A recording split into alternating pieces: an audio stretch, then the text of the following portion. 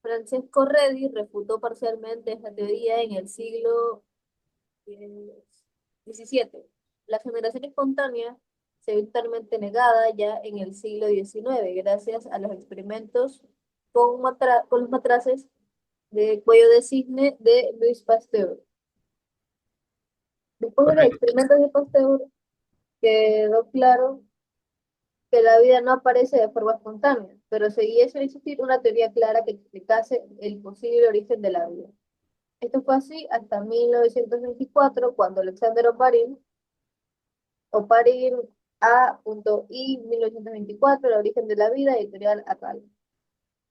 John Haldane, de forma independiente, propusieron un marco teórico en el que la vida tuvo que desarrollarse en la Tierra, gracias al cual ya podrían realizarse experimentos que aceptaron o refutaron esa teoría.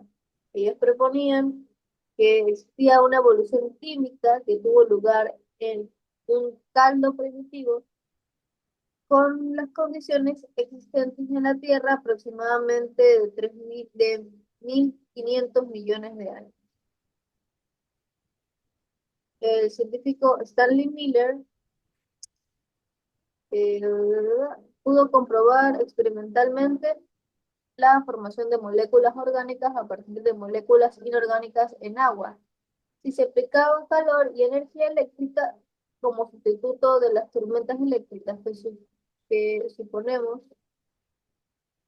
eh, no puedo leer más. Ya, hasta ahí nomás. Mira, lo que me dices de la teoría espontánea, en sí, ¿qué es la teoría espontánea? Pues es una teoría la cual dice que existimos porque tenemos que existir, que la vida dio vida a la vida, literalmente nace de la nada, espontáneamente. Pero esos ciclos posteriores en la actualidad es una teoría refutada porque no podemos existir sin una materia, sin un material principal para que para que crezca la vida en sí. Porque, mira, si somos espontáneos, ¿de dónde nace el material para crear la vida? El universo, las existencias, los planetas y los universos espontáneamente no pudo haber nacido, porque mira, el Big Bang, dice la teoría del Big Bang que tuvo que haber una explosión cósmica para que se cree la vida, ¿no? En cambio, en la teoría espontánea dice que en un chasquido ya estuvo creado el universo, la vida, el planeta Tierra. Entonces, esta teoría, como lo dice el libro, es refutada, es negada. ¿Alguna duda que tengan con respecto hasta lo hablado ahorita? ¿No? Génesis, por favor, léeme la siguiente parte del texto. Existían en la Tierra en el momento en que apareció la vida. El agua es la molécula más importante para que exista la vida. La composición media de los seres vivos es un 70% de agua y sus propiedades fisicoquímicas la hacen indispensable para la vida. Estas propiedades son una elevada tensión superficial, capilaridad, alto calor específico, gran capacidad disolvente, tendencia a ionizarse y una densidad mayor del agua en estado líquido. ¿En qué estado sólido? Gracias a esto, el agua desempeña funciones biológicas decisivas en los procesos vitales. Estas teorías son las más aceptadas en cuanto al origen de la vida en la Tierra. Por su parte, la teoría más aceptada sobre el origen de la Tierra y de todo el universo es la del Big Bang, la cual propone que todo el universo se encontraba concentrado en un estado de alta densidad, y de ahí se expandió una gran explosión del Big Bang. Esta expansión seguía ocurriendo en la actualidad. Correcto. Es lo que les decía, la teoría del Big Bang expresa que hubo cuerpos celestes, o sea, planetas y estrellas que chocaron entre sí y hubo una explosión a nivel universal en el cual creó la vida y creó los universos. galaxias y así. ¿Alguna duda con lo hablado hasta ahorita? No, ya. Ahora vamos a hablar un poquito de las evoluciones de los seres vivos. A lo largo de la historia siempre se ha intentado dar respuesta a la existencia de la gran diversidad de organismos que conocemos y el origen de los mismos. La primera teoría evolucionista fue propuesta por Lamarck, quien propone la idea de la herencia de características adquiridas.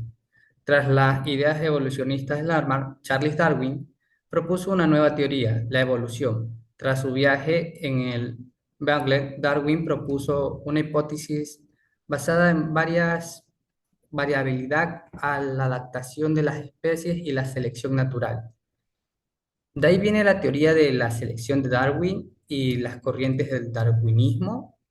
Las ideas de Darwin fueron muy actualizadas tras el aumento de los conocimientos en biología molecular y genética y crearon el movimiento, como les digo, conocido como neodarwinismo. Las teorías de neodarwinismo más valoradas en la actualidad, pues, ¿no? Son el gradualismo y el puntualismo. El primero propone una especiación lenta por acumulación de cambios, mientras que el otro propone que los cambios son bruscos, o sea que el primero propone que lentamente las especies van adquiriendo rasgos de las otras al momento de evolución, ¿sí o no? Y el último propone que son cambios bruscos, que al momento de cruzar especies existen los cambios y las mutaciones. Jessica, por favor, léeme el párrafo de aquí. La aparición de nuevas especies se conocen como especiación y tiene lugar cuando ocurre un aislamiento reproductivo entre grupos de individuos de una misma población. Esto puede llevar a una especiación alopátrica en la que interviene una barrera geográfica, o especiaciones como la simpátrica o parapátrica, en la que las barreras son ecológicas o etológicas.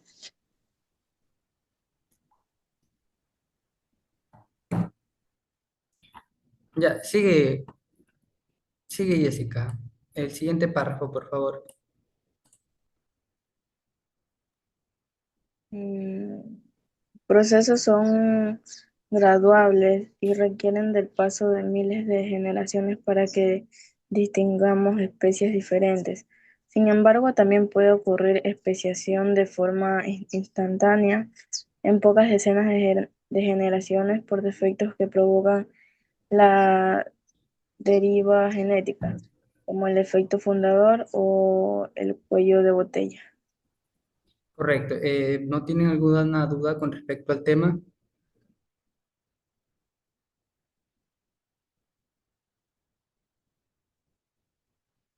¿No tienen dudas, no? Bueno, existen evidencias que prueban la existencia de la evolución. En sí, Darwin plantea muchas teorías. En la actualidad, el darwinismo es una corriente ideológica basada en la evolución.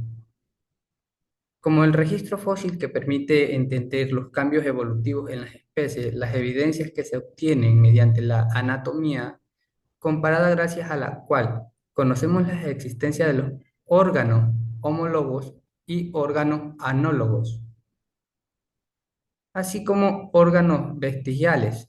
También son importantes las evidencias que pueden obtener mediante embriología comparada, en la que vemos que los primeros estados de los embriones de animales son muy similares. También encontramos pruebas a favor de la evolución en la comparación del ADN y los estudios biogeografía. Dentro de todo el proceso evolutivo, cabe destacar la evolución humana. Los seres humanos hemos sido capaces de sobrevivir, adaptarnos al medio por la adquisición de ciertas características, entre las que destacan el videopenismo, el aumento de la capacidad craneal y el desarrollo de la cultura. La célula es una unidad básica de vida, ya que todos los seres vivos estamos formados por células. Esas ideas se alcanzaron gracias a Edward y Sinclair y Birchall, que propusieron la teoría celular. Las estructuras importantes en las células son, por favor, Amanda, ¿cuáles son las estructuras? Complejo de Golgi, perdón, conjunto de sáculos y vesículas en los que se transforman, empaquetan y seleccionan las sustancias para su transporte por el interior de la célula hacia el exterior. Retículo endoplasmático, conjunto de sáculos aplanados y conectados con la envoltura nuclear en que se encargan de la síntesis y el transporte de lípidos y proteínas. Ribosomas, estructuras formadas por ARN y proteína, están dispersas por el citoplasma o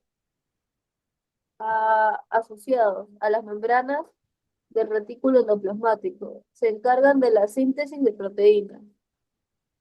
Vacuolas, vesículas que tienen como función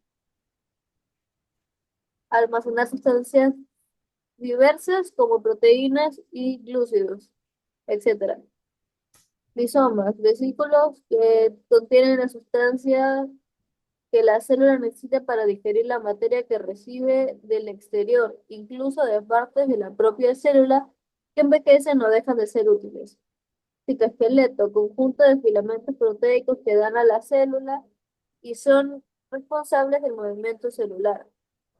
Centriolos, estructuras cilíndricas, generalmente dos, situadas próximas al núcleo, colaboran en el reparto de cromosomas entre las células hijas cuando las células se dividen. Mitocondrios o mitocondrias, orgánulos con doble capa de membrana. A diferencia de la membrana externa, la membrana interna presenta repliegues y en el líquido interior de la mitocondria hay ribosomas y ADN. En las mitocondrias se produce la respiración celular. Listo, correcto.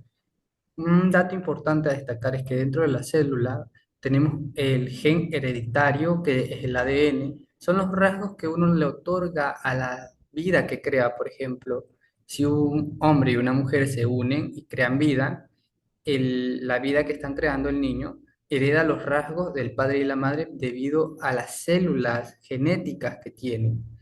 Anteriormente, el ADN era un tema muy discutido, pero en la actualidad es un hecho comprobable. Si uno quiere retomar sus raíces o saber si es realmente familiar de alguien, debido al ADN es posible, ya que se comparan las células y se ve el código genético, la herencia del código genético, a lo que se compara, y si son idénticos, se da la relación y se conocen como familiares, se reconocen, ¿no? ¿Alguna duda con respecto al tema? ¿No? Amanda, Jessica, por favor, prende la cámara.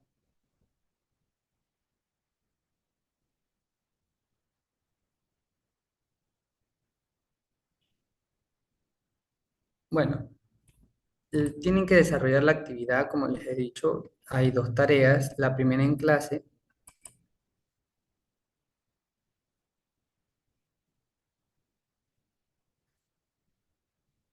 tienen que escoger uno de los temas que hemos hablado y escribir en 10 líneas por qué te pareció tan importante el tema que hemos hablado, en el cual ustedes han leído e interactuado. Esta tarea tienen que desarrollarla, ya va a abrir a las 3:10, abre y va a cerrar 10 de la noche. Todas las tareas que se manden a hacer dentro de los días de clases van a abrir entre 10 o 20 minutos antes de que finalice la clase y van a cerrar a las 10 de la noche del mismo día. Esa es la primera tarea. La segunda tarea ya es fuera de la clase, ya es en su casa una actividad para que desarrollen. Lo tienen todos en la plataforma. Tienen que responder las siguientes interrogantes.